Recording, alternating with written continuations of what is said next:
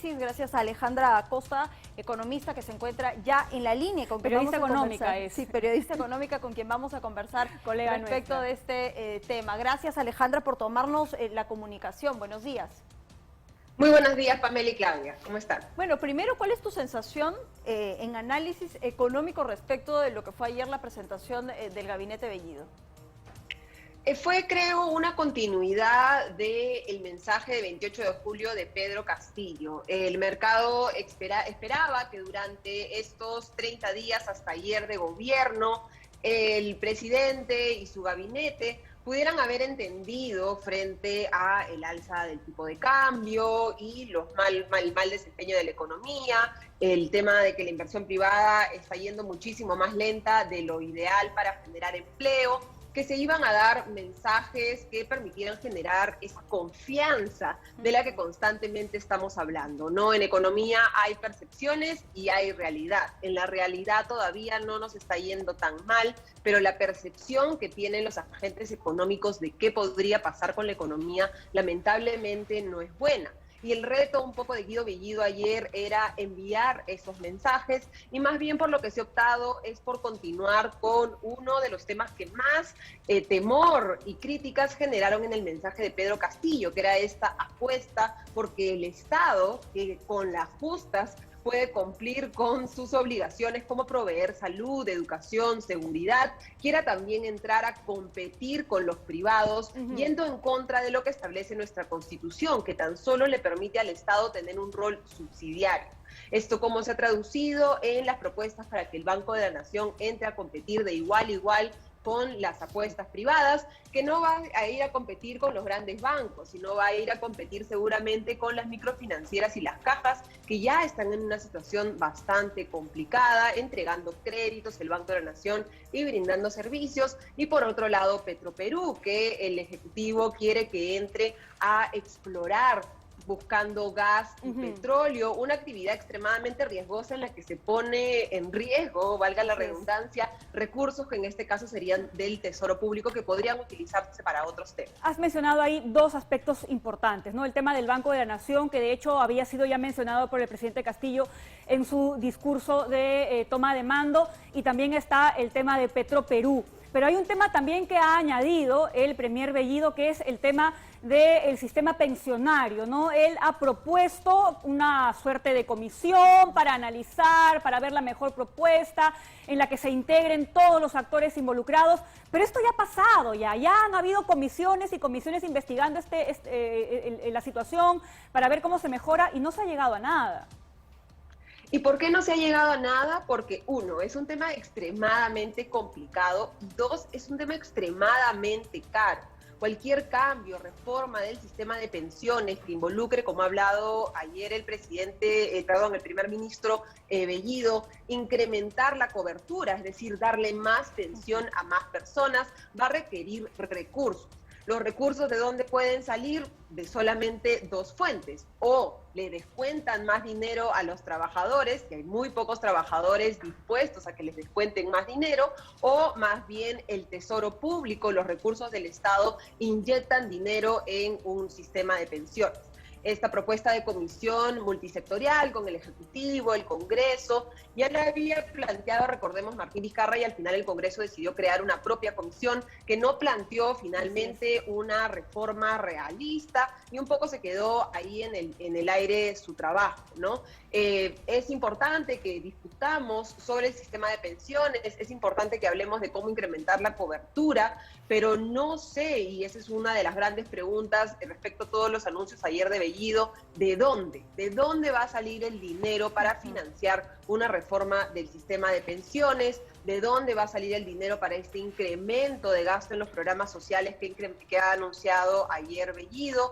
Y en general esa es un poco la pregunta, ¿no? Ha hablado de este impuesto a las sobreganancias mineras, ha hablado de un cobro más rápido y efectivo de los impuestos, en línea un poco con lo que ha venido pasando la última semana, que el Ejecutivo está atribuyéndose falsamente, en realidad, el logro, entre comillas, de haber logrado que las mineras adelanten el pago de sus impuestos, en este caso Buenaventura y Cerro Verde. pero recordemos que esos pagos se han hecho en protesta, es decir, estas empresas siguen litigando el hecho de que les deban este dinero al Estado, y si al final se falla a favor de ellas, el Estado va a tener que devolver este dinero, y eso es algo que el gobierno no ha dejado muy claro. Sí, hay algo importante, ¿no?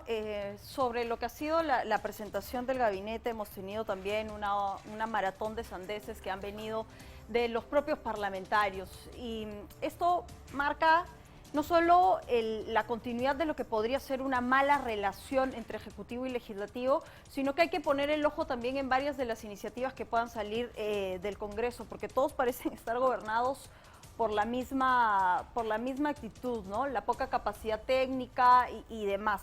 Y te lo digo porque en los últimos días conocíamos una posibilidad de tener un proyecto de ley sobre el control de precios, y así van seguramente a seguir saliendo iniciativas.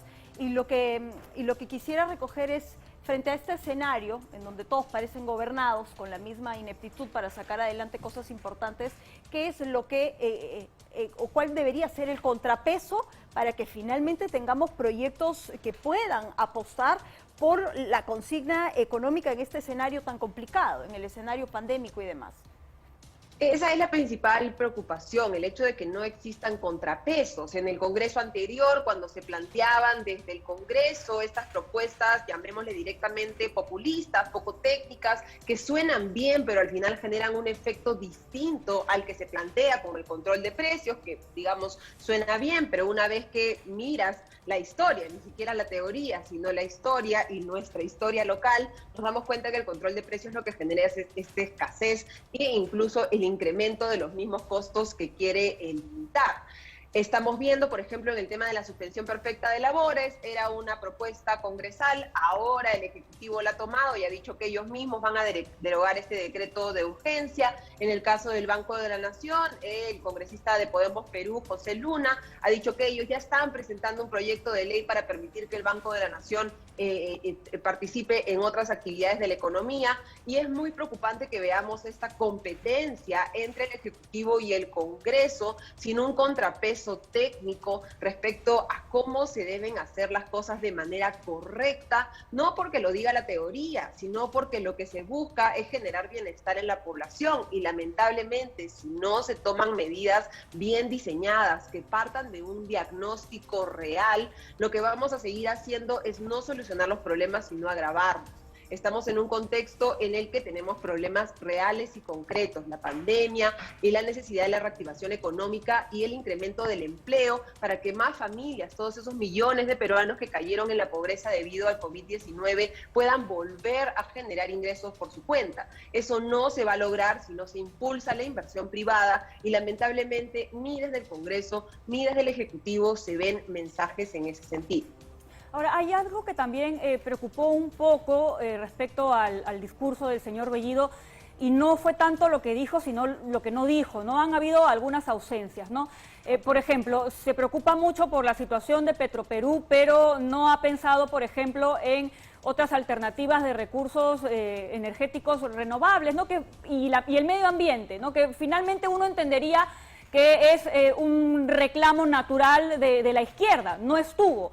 ¿Qué otras ausencias tú has encontrado en el discurso que hubiesen sido importantes tener? Como tú bien dices, el cambio climático ha sido una ausencia importantísima. Sí se ha hablado sobre energías renovables, planteando incluso que Petroperú pueda entrar a invertir también en este sector, cuando lo que se debería estar haciendo es impulsar, como te digo, la inversión privada para que otros, no el Estado peruano, que ya tiene bastantes problemas, sean los que se corran el riesgo de esas inversiones, y no sea el Estado el que entre a jugar en estas inversiones con nuestro dinero. Creo que lo que ha faltado es un cómo y un de dónde en general respecto a todos los gastos que se han anunciado en los programas de generación de empleo temporal, y hay que hacer énfasis en que es temporal.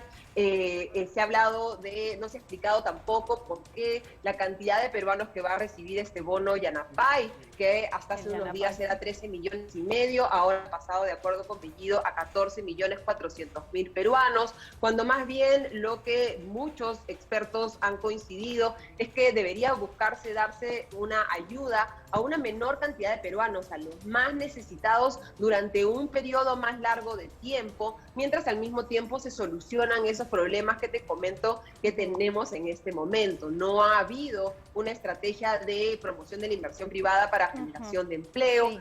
La productividad es una palabra que no está en el vocabulario, lamentablemente, de este gobierno, y eso es lo que necesitamos en materia de las micro y pequeñas empresas.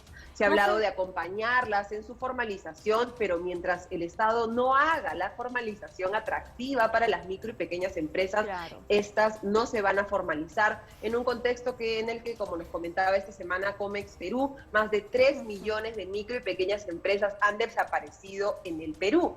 En este contexto en el que las micro y pequeñas empresas están hasta el cuello, ahora plantea el gobierno que va a promover un incremento del sueldo mínimo, que nuevamente suena bien, pero el sueldo mínimo no lo paga el Estado, no sale de un bono, sino que sale del bolsillo de esas micro y pequeñas empresas que actualmente o ya desaparecieron o han tenido que pasar a la informalidad o están a un paso de caer en este triste desenlace. Alejandra, nos quedamos lamentablemente sin tiempo. Solo para cerrar, ¿con esto tú crees que el mensaje no tuvo la participación de Pedro Franque o la visión de Pedro Franque?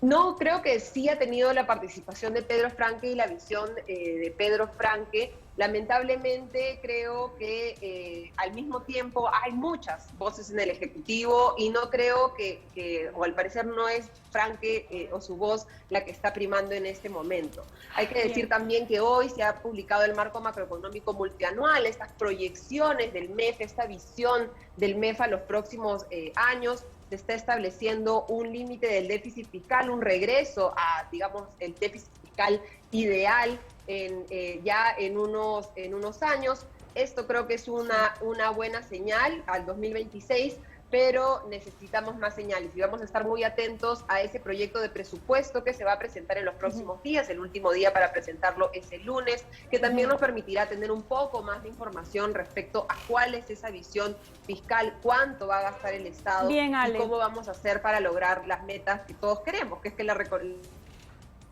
Te agradecemos muchísimo por haber estado el día de hoy y vamos a estar seguramente pendientes, al igual que tú, de cuál va a ser el resultado, ¿no? El día de hoy, cuando se culmine con el debate y se someta todo esto a votación. Gracias nuevamente. Son las